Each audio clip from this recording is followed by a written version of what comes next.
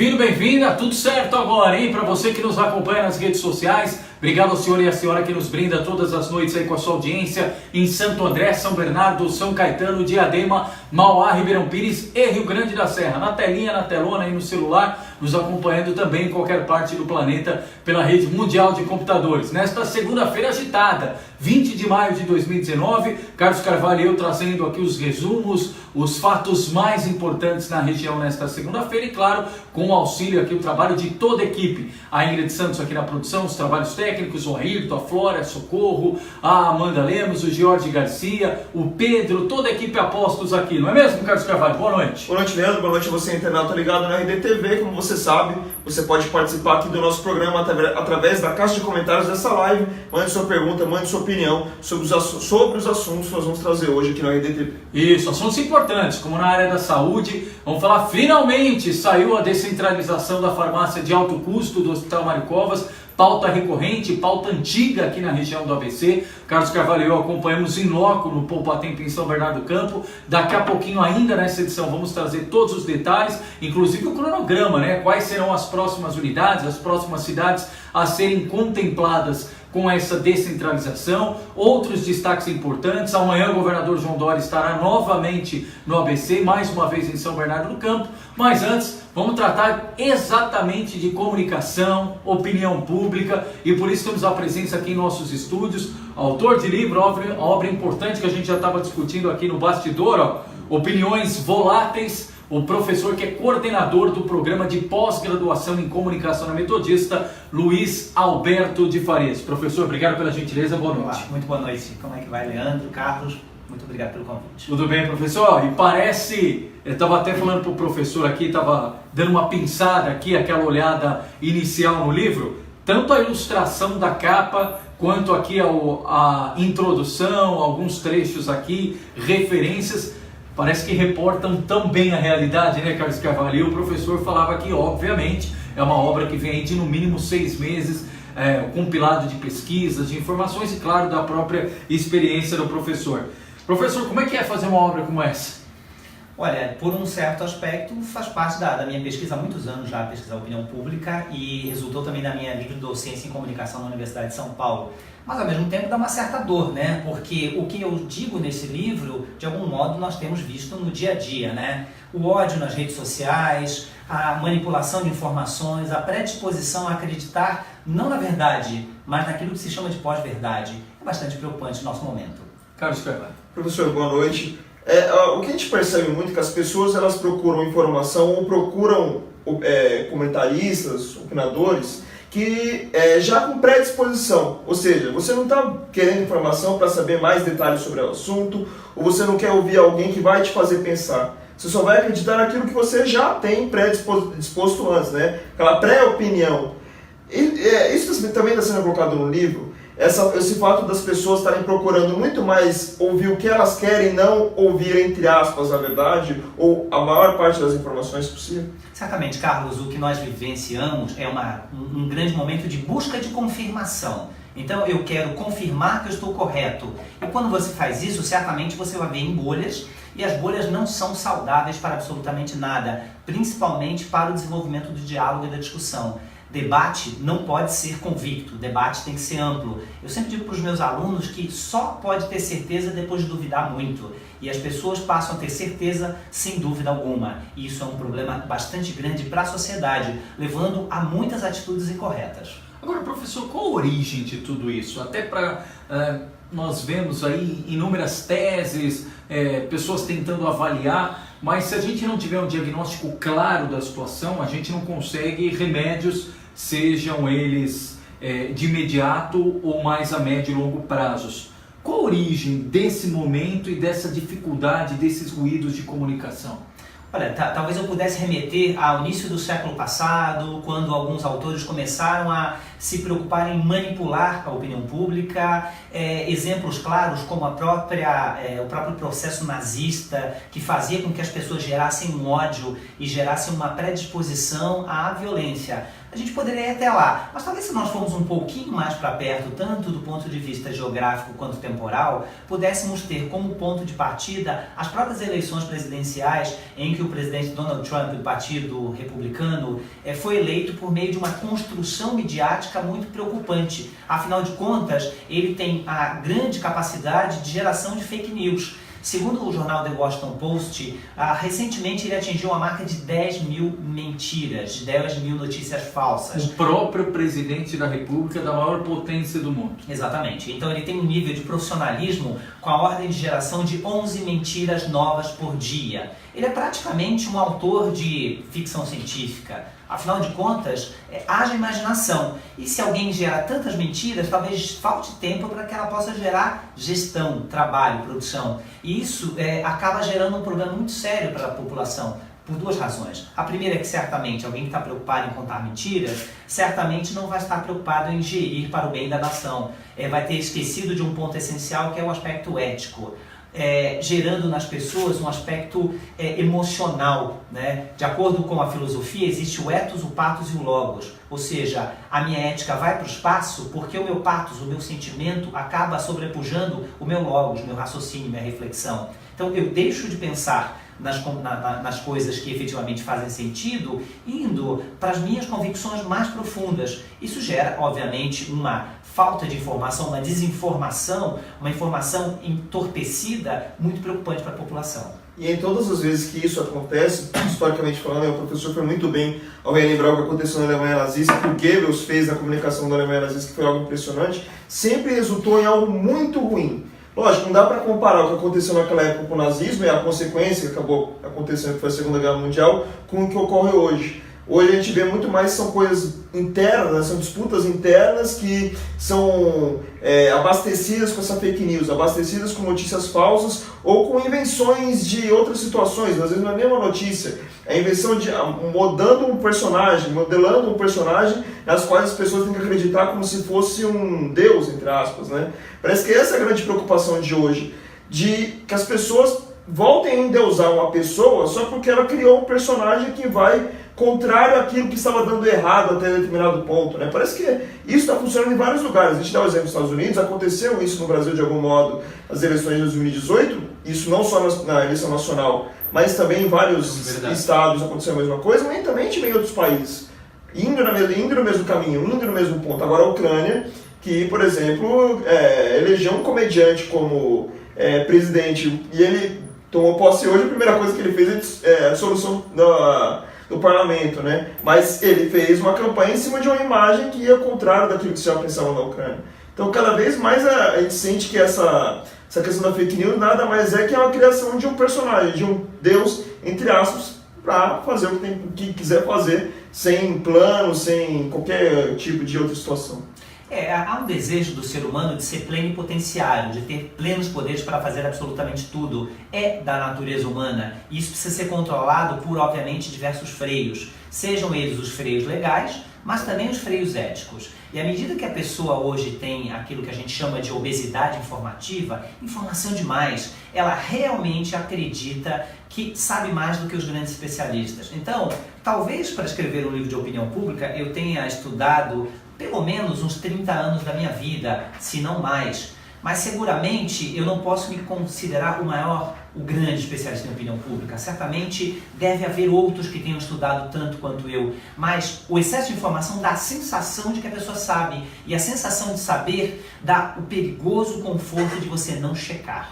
E a informação precisa ser checada. Para isso existe a imprensa. E para isso devem existir vários órgãos de imprensa. Não pode ter um jornal, não pode ter uma única voz. Você precisa confirmar todas as emissões, porque mesmo a imprensa que tem a obrigação profissional de informar, pode se enganar. Ou pode, até mesmo em determinadas circunstâncias, intencionalmente distorcer a informação. Então é importante que a população se desarme contra a imprensa, se desarme contra a certeza, se desarme contra si próprio. Afinal de contas, existem muitas pesquisas que mostram que a ignorância sobre um assunto faz com que você se mantenha ignorante sobre aquele assunto. Existe uma pesquisa nos Estados Unidos chamada Dunning-Kruger, que fala do efeito de as pessoas não saberem de alguma coisa e acreditarem piamente nas coisas mais absurdas do mundo. Já houve casos nos Estados Unidos de pessoas que jogaram suco de limão no rosto porque alguém disse para elas que elas iam ficar invisíveis e foram fazer assaltos ou coisas piores acreditando simplesmente que tinham o poder da invisibilidade.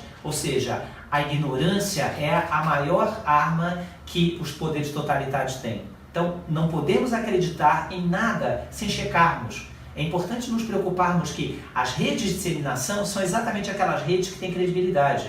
As redes de WhatsApp da família, os grupos de amigos. Então, quando nós recebemos uma informação, poxa, imagina que eu vou duvidar do Carlos, do Leandro? Não, não vou duvidar. Sim, eu preciso duvidar do Carlos, do Leandro, do Luiz, de quem quer que seja, porque afinal de contas, há o risco de o Carlos, o Leandro e o Luiz terem compartilhado aquilo que eu chamo de blind endorsement, de terem feito uma disseminação sem terem checado, também é possível, sem má intenção. Mas, às vezes, mesmo sem má intenção, nós podemos fazer distorções de fatos. Agora, professor, diante desse cenário, quais são os remédios? Quais são os encaminhamentos? O senhor tocou num ponto extremamente importante. Tem um aspecto de caráter, tem um aspecto cultural, mas, num primeiro momento, como é possível resolver isso? Ampliando o investimento na formação das pessoas, no caráter, começa dentro de casa, muitos pais e mães que nos acompanham. Como é que a gente começa a resolver esse problema? Olha, alguns pontos são importantes, você já tocou em alguns deles certamente, né? O primeiro ponto precisamos despassionalizar o país. As pessoas estão muito passionalizadas, ou amam ou odeiam, e as coisas são muito mais do que isso. Não dá para eu pensar elementos importantes como a reforma da Previdência, porque eu gosto, ou porque eu não gosto, ou porque o partido disse, eu não disse. Porque eu sou de direita ou esquerda? Não, até porque o próprio conceito de direita e esquerda é tão frágil, né? Quem governa o quê? Com quais objetivos? Então, quando dizem que o Brasil saiu da era socialista, eu acho até engraçado, né? Porque nunca estivemos nem perto disso. O Brasil sempre teve uma gestão capitalista, algumas mais eficientes, outras menos eficientes. Então é importante, primeiro, que eu não observe os fatos com paixão. Puxa, eu sou favorável ou contra tal governante. Isso é uma enorme tolice. Não é torcida de futebol. A torcida de futebol também tem que ser crítica em relação ao seu time. Quando o time faz besteira, precisa criticar. Eu torço pelo Flamengo. Quando aqueles jovens morreram lá no Ninho do Urubu, eu fiquei profundamente decepcionado e critico o time. Onde há ser humano, existe o risco da falha, e a falha só pode ser corrigida quando existe crítica. E a crítica só se dá por meio da educação. Investimento em educação, investimento em ética e análise de como se forma opinião. Eu não posso formar opinião sem crítica e sem informação ampla. Sem informação ampla, eu certamente estou como se fosse naquela série, naquele filme Bird Box, em que eu estou tomando decisões às cegas. Não se podem tomar decisões às cegas. Eu acho que, comparado até com o futebol, acho que o grande problema é que a gente não vive a questão só do time, né? A gente está vivendo a questão da rivalidade, né? Meu time é melhor que o seu, pronto e acabou, né? Mas na questão do time se resolve no chamado quarto domingo, né? Resolveu dentro de campo, acabou, não vai mudar mais a vida de ninguém. Exatamente. O problema é que a gente está falando de uma situação da política que muda a vida de qualquer pessoa. Certamente. Então está se colocando toda essa questão emocional e não se pensa de forma racional. A gente precisa disso, a gente precisa seguir esse caminho, nosso problema é esse. Vamos debater isso aqui para ver onde a gente chega. A gente não está chegando nesse ponto. Parece que a gente para na questão de, Leandro, não gosto de você porque é assim, na superficialidade. E não vai para frente. Parece que a gente vai ficar mais 4 anos. Isso que eu estou dizendo, de tempos em tempos, em relação ao governo. Isso já acontecia antes, isso só está sendo piorado. Certo. A gente está só passando mais 4 anos na lentidão. Sem avançar, sem o país avançar, porque a gente não quer discutir, a gente não quer debater. A gente só quer escutar as coisas do jeito que a gente quer, como se fosse uma música que a gente gosta, e pronto, acabou, é impressionante. É verdade, você citou o caso do nazismo, você disse, bom, lá milhões de pessoas morreram, e de fato, né, uma tragédia sem precedentes. Mas não podemos esquecer que hoje nós temos milhões de pessoas desempregadas no país. E as pessoas estão desempregadas, sem perspectiva, sem projeto.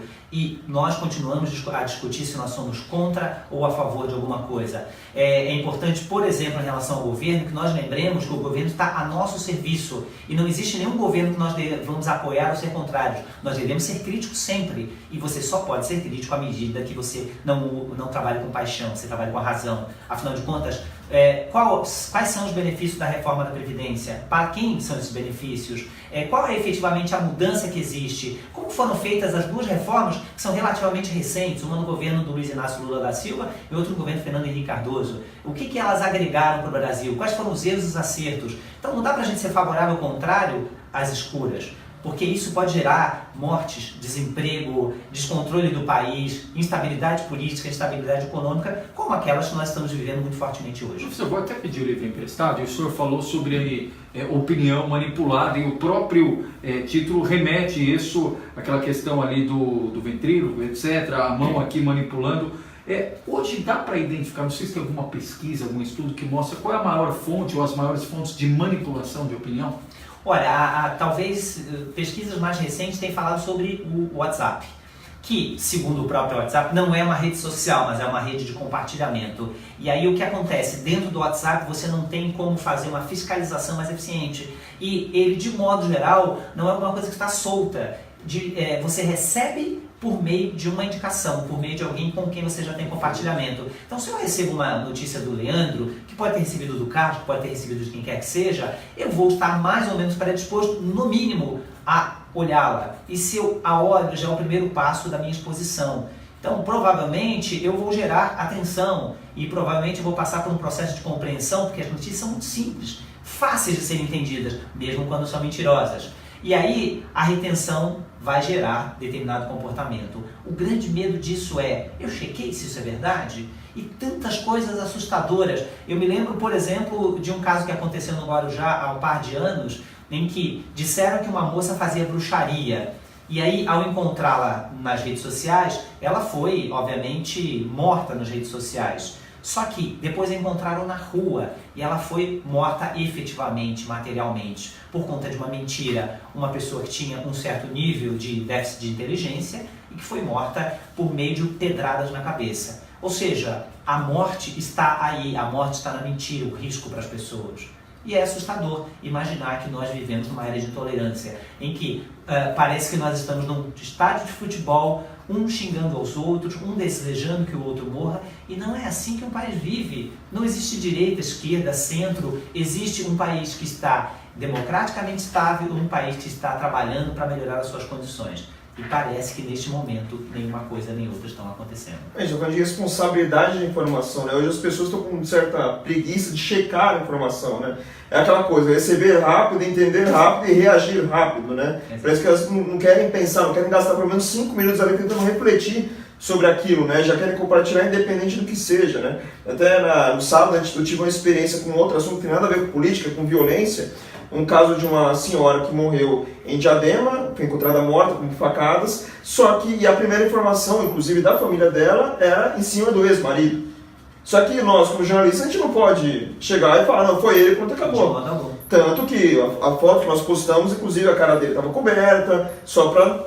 a gente noticia, a família suspeita que seja ele, mas a polícia até agora não apontou nada nas investigações.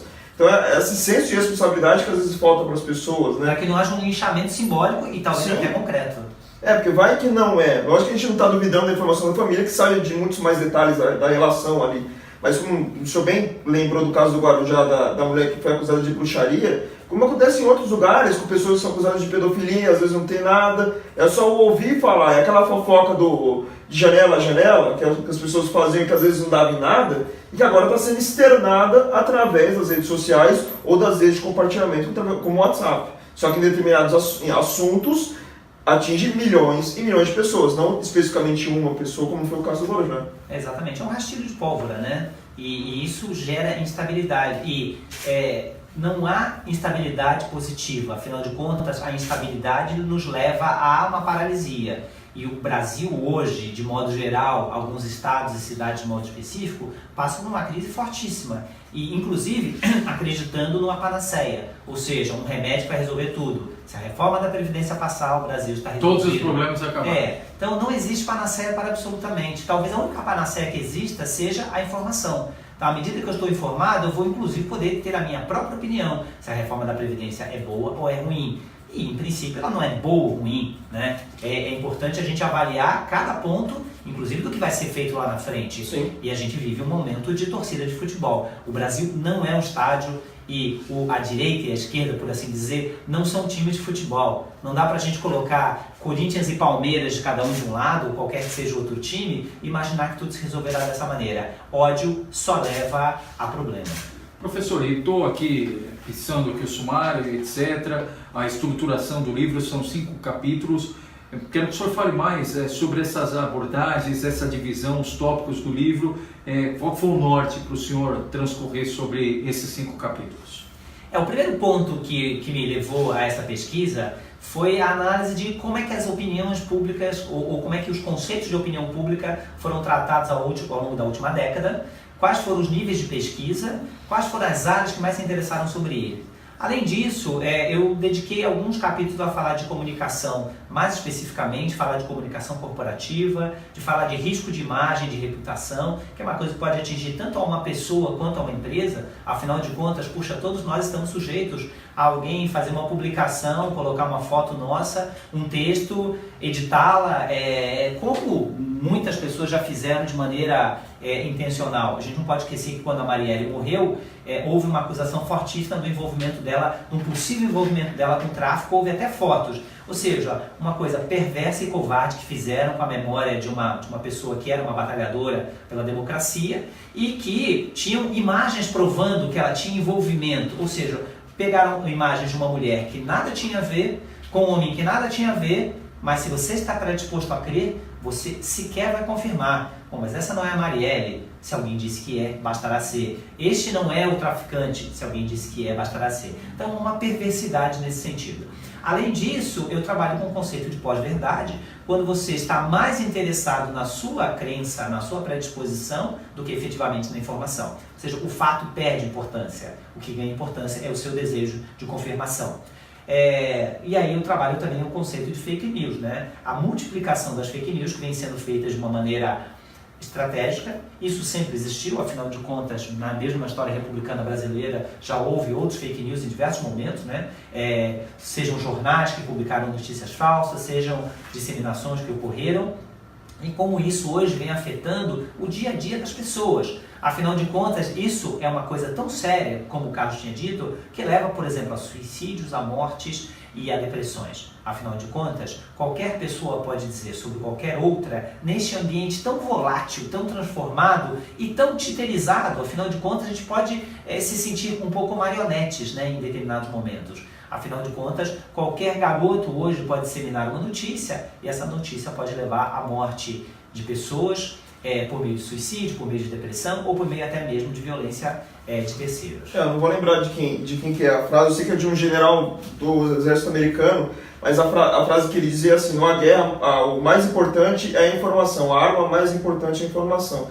Às vezes a gente acha que é uma bomba ou outra coisa do tipo, mas não. A informação é sempre o mais importante numa guerra, então por isso que é bom tratá-la da maneira que se deve, né, com muita responsabilidade. E professor, pelo menos assim, mais evidente a partir do período eleitoral de 2018, mas se manteve agora para 2019, deve se manter por um bom tempo, vários grupos de comunicação passaram a ter em seus portais principais áreas específicas para dizer se é fato ou fake, né?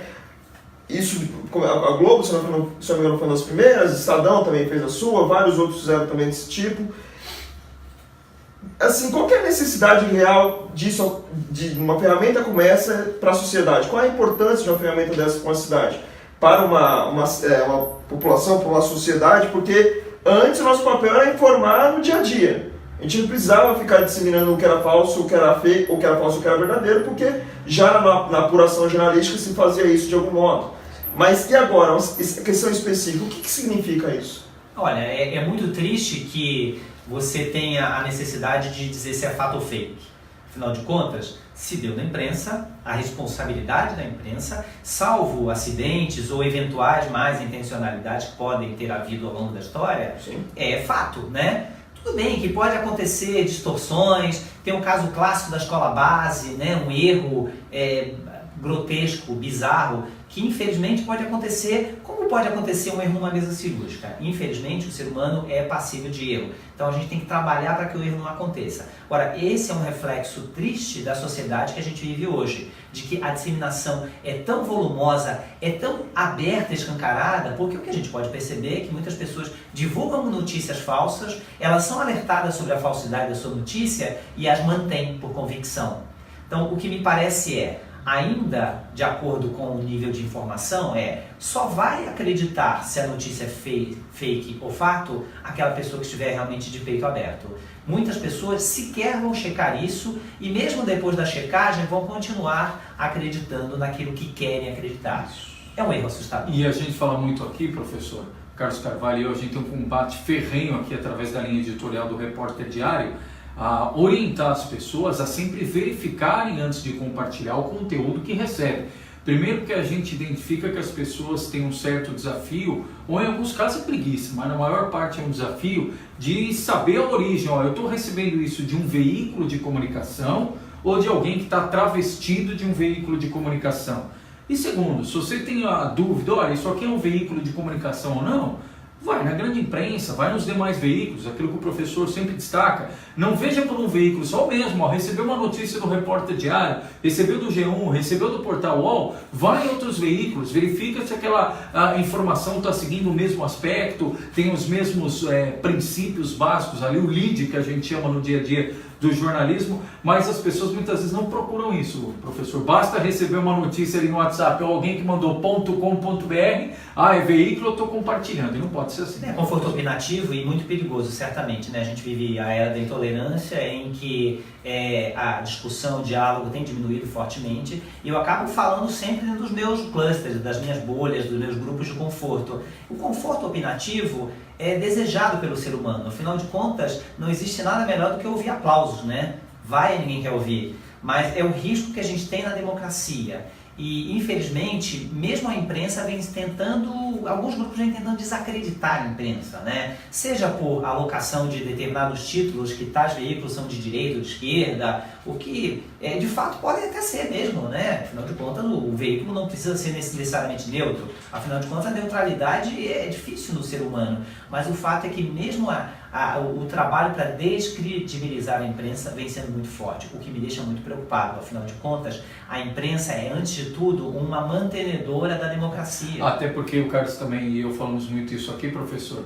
É muito mais fácil no conforto, e a gente vê muito isso na classe política, desacreditar ou descredibilizar a imprensa do que explicar o fato em questão. Então, muitas vezes, até o próprio descrédito da imprensa na retórica deles serve como cortina de fumaça para deixar em segundo plano o problema principal e para não entrar no mérito dele. É verdade. E quando algumas estratégias, especialmente estratégias políticas, algumas empresariais, criam a ideia de que a imprensa está sempre equivocada, ou seja, dão notícias e negam, confirmam e negam. Também é uma estratégia de campanha, também é uma estratégia utilizada desde o Terceiro Reich, foi utilizada, ou seja, no nazismo, é uma estratégia utilizada por vários chamados marqueteiros, Steve Bannon e tantos outros, né, que de alguma maneira querem descredibilizar a imprensa. Porque se eu sou a única fonte, ninguém vai me questionar. O pessoal, a questão é que hoje, mesmo o Trump, vejo muito isso no Trump, ele considera a imprensa como inimiga. Acho que esse é o grande problema dele, né? Tudo é fake news, então quando ele vê que a visão dele é uma fake news, então ele vai lá, tira aquele veículo de imprensa de uma coletiva, não quer dar mais notícia para aquele veículo, só quer dar veículos que apoiam a ele. Até isso, a grande crítica que se tem à Fox nos Estados Unidos por causa disso, né? O quanto que ela recebe do governo Trump só porque, entre aspas, ela apoia o governo. E lá nos Estados Unidos é muito claro quem é do Partido Republicano e quem é do Partido Democrata. Eles não escondem isso nem na questão editorial. Sim. Mesmo assim, deixam claro, mas mesmo assim a maioria tenta fazer algo neutro, tenta fazer a cobertura neutra. Tem espaço para todo mundo pode falar, nós temos essa opinião, pronto, acabou. Às vezes falta isso no Brasil, né? A gente ter essa cultura de deixar tudo um pouco mais às claras, para que as pessoas deixem de taxar e começar a entender como é que funciona. O veículo tem uma opinião sobre determinado assunto, mas não vai deixar de dar espaço para os outros para as outras opiniões, não vai deixar de fomentar o debate. Acho que essa questão da imparcialidade que se coloca dentro do jornalismo, às vezes atrapalha um pouco isso, atrapalha um pouco essa visão das pessoas, né? Cada um cria o seu significado de imparcialidade. Sim, claro. Aí cada hora vai ser de um jeito, cada hora vai ser de uma forma diferente, aí vai combinar nas fake news, vai combinar nas opiniões distorcidas, nas matérias distorcidas, é tanta coisa pra gente avaliar esse assunto, né? Certamente, e o contraditório é muito importante, né? Até porque se você só tem uma opinião, é difícil montar. É a grande estratégia das ditaduras, né? E as ditaduras podem também acontecer, ditaduras comunicacionais em plenas democracias, quando você não tem acesso ao contraditório. E às vezes a pessoa se coloca num processo de ditadura informativa, quando ela não tem acesso, ela não se dá o direito de ter acesso ao contraditório. Né? Exatamente. Então quando eu só ouço as pessoas que pensam igual a mim, certamente eu vou vou enxergar um mundo muito distorcido. E em algum momento, certamente, eu também vou me decepcionar.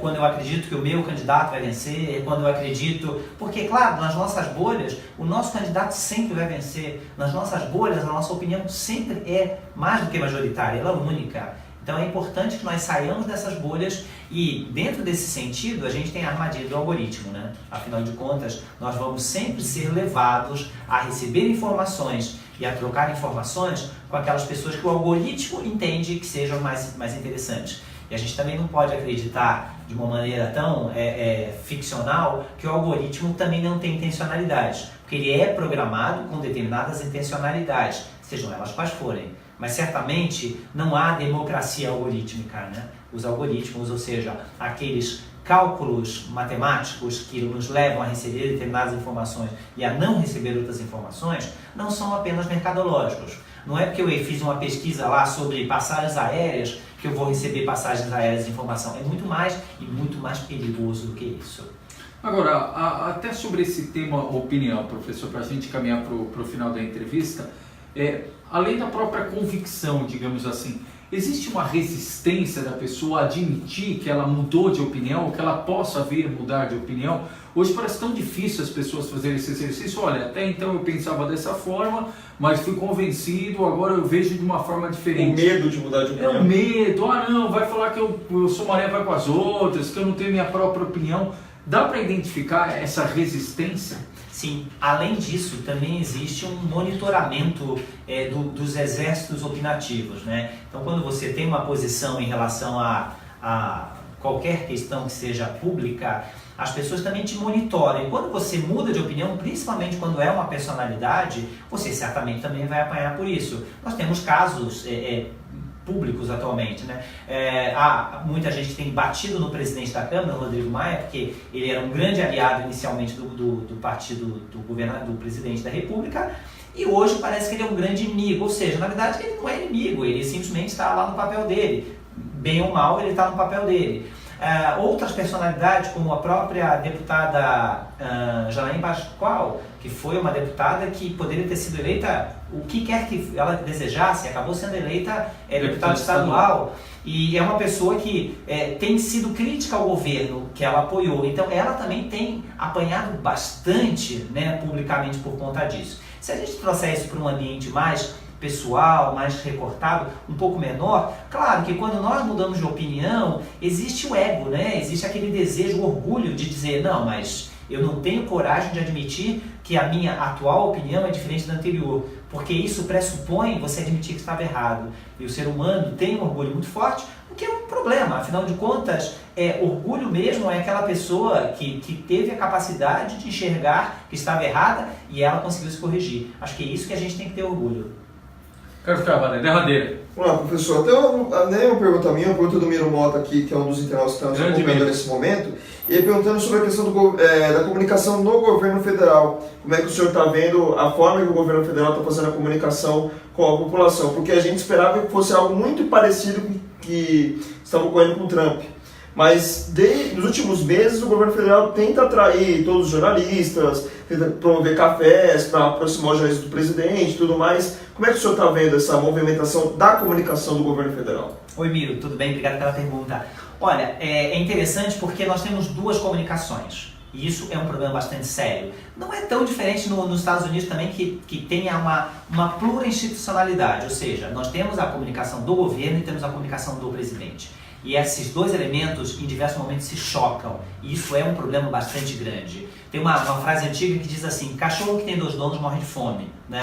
E a comunicação, ela precisa ser alinhada. A comunicação do governo federal, ela é um tanto confusa, por mais que ela tente fazer uma aproximação. Mas o que prevalece efetivamente na mídia e na população de modo geral é aquilo que o presidente diz e desdiz permanentemente. Então, mesmo a comunicação que ele fez no último final de semana, a ideia de compartilhar um texto de terceiros. Uns entenderam que era renúncia, outros entenderam que é uma cortina de fumaça para tirar o holofote do filho dele. Enfim, cada um entendeu uma forma ali. E se tantas pessoas entenderam tantas coisas, e entenderam certo, porque não está claro, e se você não está claro, você gera dúvida, e a comunicação não é para gerar dúvida, é para gerar certeza. Ou seja, há uma preocupação porque existe uma sobre-institucionalidade. A comunicação do Palácio, do Planalto, deveria ser a mais importante, e a comunicação do presidente Jair acaba sendo sobreposta a essa, o que mostra certamente ou um nível de incompetência ou, na minha opinião, mais do que uma incompetência, uma intencionalidade de gerar confusão na opinião pública, e certamente mesmo esse compartilhamento é, na minha opinião, algo de enorme infelicidade. Afinal de contas, os exemplos anteriores, que são vários, foram equivocados. Você conclamar a população a se contrapor à própria população é você gerar clima de guerra. E gerar clima de guerra não é função de governante. Perfeito. E aliás, era previsto, era inimaginável a utilização tão frequente que o presidente faz de Twitter, depois de um bom tempo colocou um porta-voz. São hábitos corriqueiros, ou era de se esperar isso do Bolsonaro? São atitudes acertadas na tua avaliação, professor? Olha, se nós olharmos o histórico profissional dele, alguém que tem 3 décadas de legislativo, seria de muita surpresa. Se nós olharmos para o histórico dele, é natural observarmos que ele é extremamente amador em tudo que faz na vida. Ele é amador na comunicação, e mesmo essa comunicação do Twitter, que é feita para convertidos, né? Ou seja, ele fala com pessoas que acreditam muito no que ele diz e infelizmente não criticam, e devem se criticar todos os governantes, independente de partido. O governante não é amigo, o governante trabalha para a gente. E, por outro lado, o amadorismo com que ele tem lidado com o governo e mesmo com a Câmara, onde ele ficou durante praticamente 3 décadas. Então, sim, dá para se esperar que ele fizesse exatamente isso. Professor Luiz Alberto de Farias, autor do Opiniões Voláteis, também responsável, coordena o programa de pós-graduação em comunicação da Metodista. Professor, muito obrigado pela gentileza da entrevista. Se deixar, a gente continua a prosa, que vai longe o papo, mas sempre com muito conteúdo importante. E convido você que está em casa, tem interesse, muitos dos internautas, a se debruçar. Tenho certeza que vai ser uma leitura muito prazerosa, riquíssima em informação, conteúdo, e que tem tudo a ver com o contexto do nosso país, infelizmente, né? Professor, obrigado pela gentileza. Sucesso para vocês. Para nós todos.